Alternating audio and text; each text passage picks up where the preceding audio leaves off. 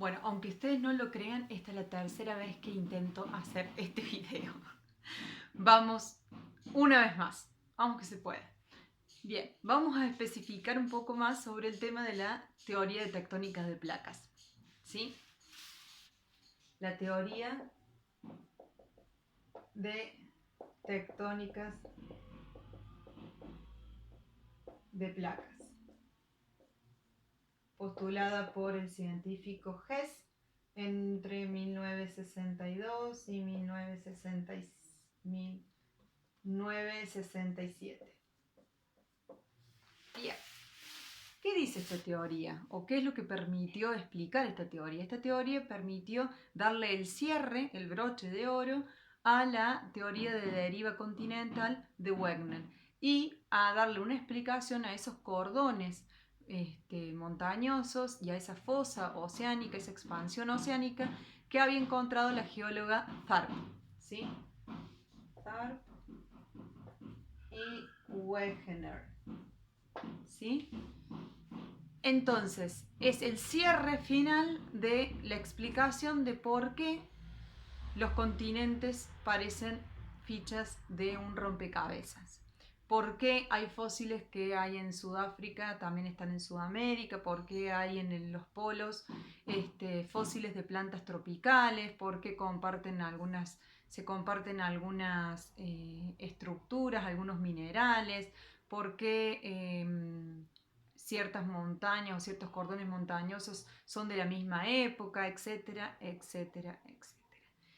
Permite explicar también esta teoría de tectónicas de placa, por qué ocurren los sismos, por qué el vulcanismo, por qué los tsunamis. ¿Sí? Miren todas las herramientas que le brinda y que le posibilita a la comunidad científica y obviamente a la sociedad en general.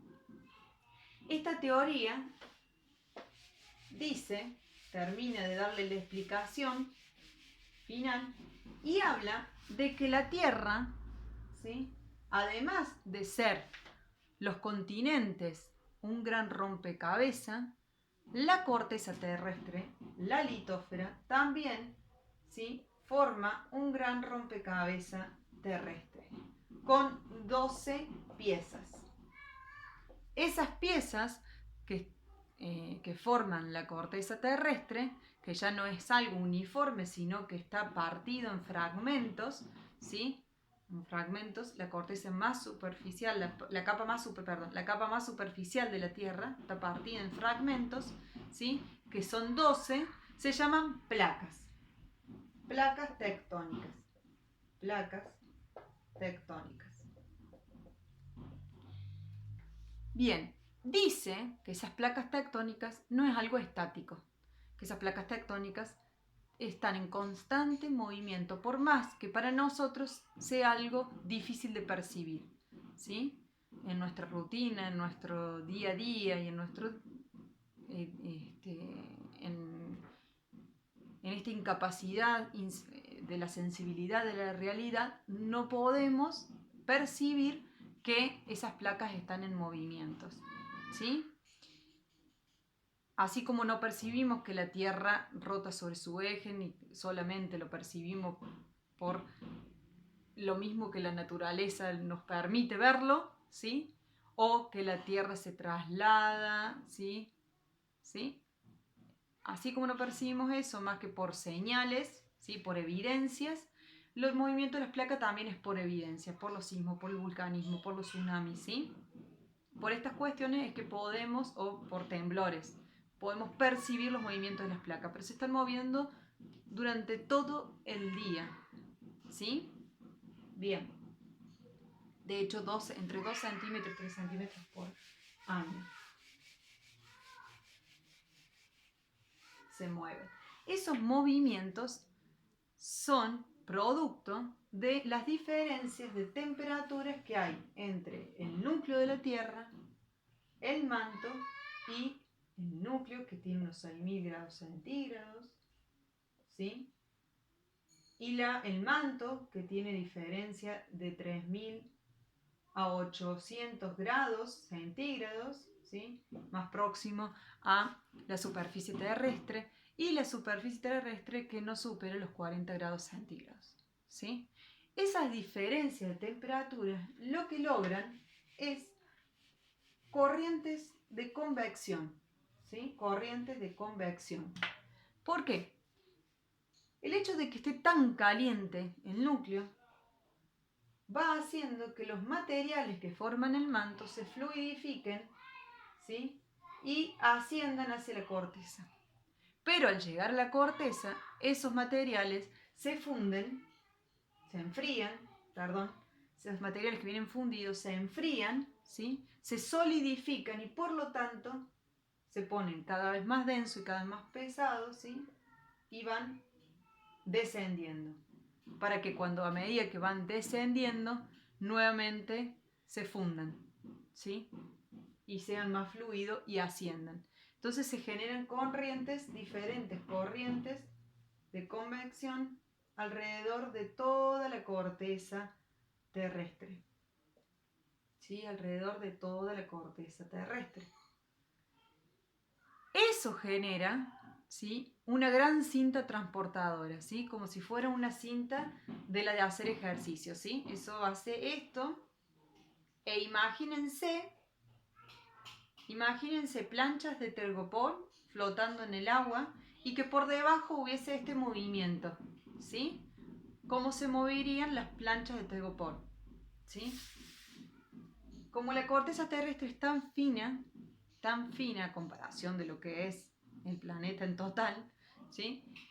Esto que está flotando sobre la astenósfera, ¿sí? Que se apoya sobre la astenósfera más las corrientes de convección que va haciendo esto, ¿sí? Provoca movimientos en las placas, provoca movimientos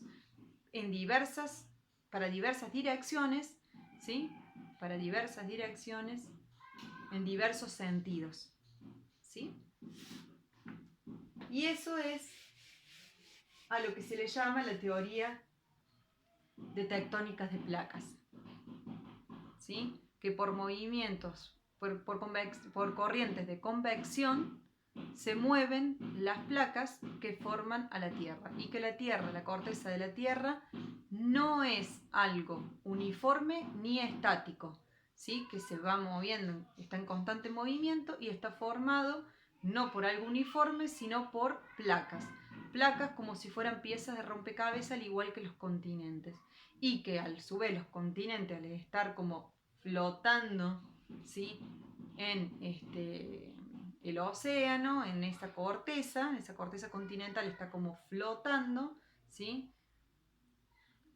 Lo digo entre comillas, ¿sí? No lo tomen literal, es simplemente para poder bajar la idea y para que se entiendan cómo están flotando, ¿sí? Al movimiento de las placas en las cuales están apoyados, ¿sí?